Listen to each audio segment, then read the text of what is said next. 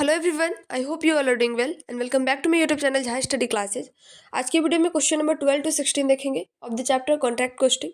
तो इससे पहले कि मैं आप लोगों को सोल्यूशन दिखाऊं, आप लोगों से रिक्वेस्ट है कि प्लीज़ किसी भी चैप्टर की स्टार्टिंग वाली जो मेरी वीडियो होती है ना, उसको जरूर देखें ताकि आपको सारे टर्म्स अच्छे से समझ में आए। उसके बाद ही आप दूसरा कोई भी वीडियो देखें ताकि आपको सोल्यूशन जो है पता चले कि ये कोई भी जो रूल फॉलो किया गया है, जो मेथड यूज किया गया है, वो क्यों किया गया है। और अगर आप वीडियो नहीं देख पाते तो आप एटलीस्ट जो चैप्टर है ना, उसको जरूर पढ़ें। उसके बाद ही आप प्रैक्टिकल प्रॉब्लम जो है वो बनाना स्टार्ट करें। सो आई होप आप समझ पा रहे हो मैं क्या कहना चाहती हूँ। तो चलिए देखते हैं क्वेश्चन नंबर 12 में है क्या। तो यहाँ पे क्या है ना कि जो मटेरियल कंज्यूम है उसका और जो क्लोजिंग बैलेंस है मटेरियल का वो गिवन होगा। उस केस में आपको क्या करना है, तो यहाँ पे देखेंगे कि मिसेज अमित जो है वो कंस्ट्रक्शन कंपनी का जो है स्टार्ट कर रहा है कॉन्ट्रैक्ट। कॉन्ट्रैक्ट नंबर 51 है। बाकी जो मटेरियल वगैरह कंज्यूम किया है, डायरेक्ट लेबर प्लांट, सब कुछ गिवन है। ठीक है, सब कुछ आपको क्या करना है, कॉन्ट्रैक्ट अकाउंट बनाना है। तो चलिए देखते हैं कैसे होगा। ओके, सो ये रहा हमारा क्वेश्चन नंबर 12 का सोल्यूशन। अब आपको पता है कि जब भी अकाउंट होते हैं ना, उसके फॉर्मेट क्या है, एक डीआर साइड होता है और दूसरा सीआर साइड होता है। और उसके बाद आप पार्टिकुलर अमाउंट लिखते हैं। डीआर साइड में सारे एक्सपेंसेस को आप लिखोगे, सीआर साइड में जो भी वर्क सर्टिफाइड एंड अनसर्टिफाइड है उसको लिखते हैं। बाकी जो क्लोजिंग बैलेंस होता है उस चीज़ को लिखते हैं। अब दोनों तरफ ऐड करके डिफरेंस करेंगे तो वो हमारा बैलेंस शेडी निकल के आता है। अब इस शेडी को क्या करेंगे, बीडी करेंगे। और हमें देखना होता है कि जो हमारा वर्क सर्टिफाइड है वो हमारा कितना है कंपेयर टू कॉन्ट्रैक्ट प्राइस। और इस चीज़ को मैंने ऑलमोस्ट जो है ना सारे वीडियो में अभी तक बहुत अच्छे से एक्सप्लेन कर दिया। तो प्लीज़ एक बार एटलीस्ट स्टार्टिंग वाली वीडियो देख लेना, या इससे प्रीवियस वाली जिसमें इस टॉपिक को अच्छे से मैंने कवर किया उसको देख लेना, या फिर आप बुक से एक बार जरूर देख लेना कि रूल क्या होता है। वैसे जैसे कि कॉन्ट्रैक्ट प्राइस जो है, जितना भी कॉन्ट्रैक्ट प्राइस है उसका जब आप 1/4 करो और 1/2 करो और देखो कि जो वर्क सर्टिफाइड है उससे कंपेयर करके देखो कि कितना हुआ है। अगर आपका 1/4 से भी कम हुआ रहता है तब तो आप पूरा का पूरा बैलेंस WIP में डाल देते हो। लेकिन जब 1/4 या उससे ज़्यादा हुआ रहता है लेकिन 1/2 यानी 50% से कम हुआ रहता है, उस टाइम में आप प्रॉफिट का 1/3 पार्ट क्या करते हो, PL में भेजते हो। लेकिन जब कॉन्ट्रैक्ट प्राइस का 50% या 1/2 बोलो या 50% बोलो, इतना कम हुआ रहता है या उससे ज़्यादा हुआ रहता है, उस केस में क्या करते हैं आप, जो PL होता है ना उसमें क्या करते हैं 2/3 पार्ट हमारा जाता है। ठीक है, तो क्योंकि यहाँ पे क्या है कि ज़्यादा काम हुआ है तो आप 2/3 पार्ट जो है वो PL अकाउंट में भेजेंगे, बाकी जो बैलेंस होगा उसको WIP में भेजेंगे। क्लियर है। जो भी क्वेश्चन में पॉइंट गिवन होते हैं उसको बहुत अच्छे से देखना है आपको कि कैसे रिसिप्ट गिवन है या फिर वर्क सर्टिफाइड दिया हुआ है, उसके अकॉर्डिंग आपको कैलकुलेशन करना होता है। तो ये क्वेश्चन नंबर 12 का सॉल्यूशन हुआ। चलिए अब देखते हैं next question. Now the question number 13। अब इसमें देखते हैं कि क्या है कि हीरा कंस्ट्रक्शन कंपनी जो है वो स्टार्ट कर रहा है। ठीक है, कॉन्ट्रैक्ट। अब इसमें भी बिल्कुल वही सब कुछ है, मटेरियल कंज्यूम्ड है, जो direct expenses, work certified uncertified, सब कुछ गिवन है। आपको क्या करना है, कॉन्ट्रैक्ट अकाउंट बनाना है ना। तो बिल्कुल जैसा क्वेश्चन नंबर 12 वैसा क्वेश्चन नंबर 13। तो चलिए इसका भी देख लेते हैं कैसे बनेगा ये।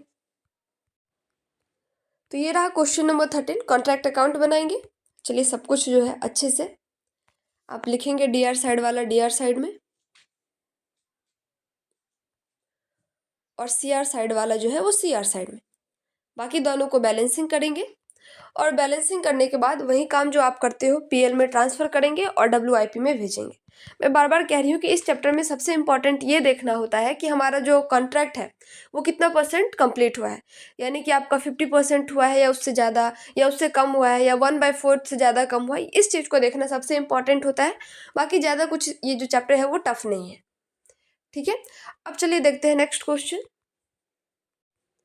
इन question number 14, loss on incomplete contract account. ठीक है, अभी तक आपने क्या देखा कि आपको प्रॉफिट हो रहा था, यानी कि कंप्लीट तो कॉन्ट्रैक्ट नहीं हुआ है लेकिन जितना तक कंप्लीट हुआ है उसके अकॉर्डिंग तक आपको प्रॉफिट होता था। लेकिन ये जो क्वेश्चन नंबर 14 होगा इसमें क्या होगा, लॉस होगा।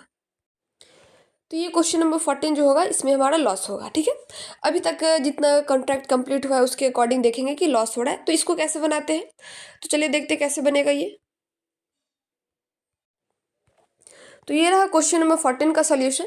एक डीआर साइड और दूसरा सीआर साइड। सारे डीआर साइड वाले को डीआर साइड में लिखेंगे और सीआर साइड का जो भी चीज़ है उसको सीआर साइड में। अब ध्यान से एक चीज़ मैंने आपको बताया था, डेप्रिसिएशन को बहुत अच्छे से देखना होता है। आपको दो केसेज मिलेंगे डेप्रिसिएशन का। एक क्या होता है कि सपोज दैट 10%, तो सिर्फ देगा कि 10% एट द रेट ऑफ 10%। और दूसरा केस क्या होता है कि वो लिख देगा 10% पर एनम। तो जब वो सिर्फ 10% लिखेगा तो इस केस में वो कितने भी दिन के लिए होगा वो 10% करके उसका हिसाब लगेगा। लेकिन अगर वो लिख देता है 10% पर है ना, तो उस केस में आपको देखना होता है कि कॉन्ट्रैक्ट का आपने काम कितने दिन तक किया है, उतने मंथ कंप्लीट करके ना उतने मंथ का निकालना होता है, क्योंकि 10% तो पर है ना, पूरे साल का है, 12 महीने का है। अगर आपने 3 महीना काम किया तो 3 महीने का डिप्रिसिएशन घटाएंगे ना, तो ये दोनों केस आपको अच्छे से देखना होता है। बाकी ये करेंगे, फिर दोनों तरफ ऐड करेंगे तो यहाँ पे हमारा क्या होगा कि लॉस हो जाएगा। तो लॉस सारे के सारे जो है वो ट्रांसफर हो जाते हैं हमारे, जो बैलेंसिंग फिगर आएगा। ऐसा कुछ है नहीं, जैसे प्रॉफिट बनाते हो वैसे लॉस बनाओगे, लेकिन इसको किस साइड लिखोगे, डीआर साइड में। पहले आप प्रॉफिट लिखते थे, तो अब सीआर साइड में क्या लिखोगे, जो लॉस का बैलेंसिंग आ जाएगा। तो ये हमारा जो है वो 14 का सॉल्यूशन हुआ। अब चलिए देखते हैं क्वेश्चन नंबर 15।